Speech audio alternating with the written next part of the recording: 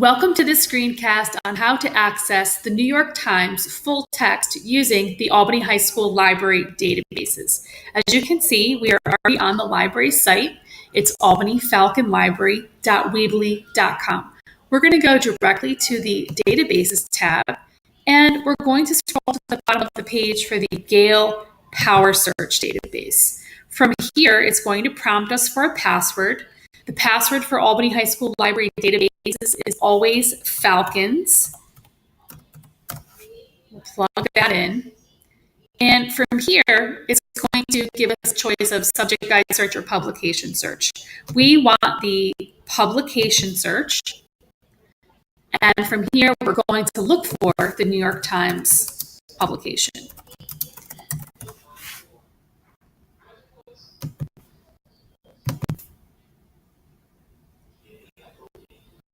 And here it is as our first result. Now, as I hover over it, you can see that we have full text coverage going back to January 1st of 1985. I'm going to click on that entry.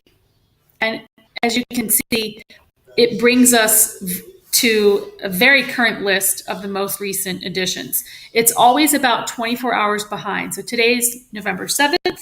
The most recent edition of the New York Times full text is linked here, November 6th. So I'm going to click on that edition, and we're going to take a look at what we see. There are approximately 116 items from the November 6th edition, but we want to limit that and locate some specific items from this date. We're going to scroll down under the Sections tab here and choose the Opinion and Editorial items.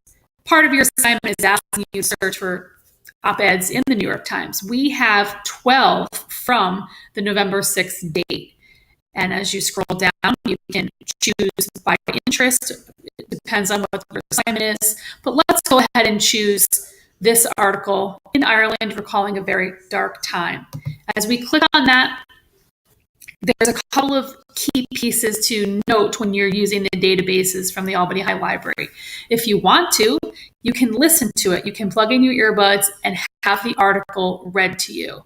You can also sign into your Google account and download it to your drive. That could be helpful if you're trying to reference it at a later date and not have to sign into the databases to find it. And also if you need it for your works cited page. When you click download again, it will prompt you to save it to your drive. If you'd rather, you can save it in HTML and email it to yourself, etc.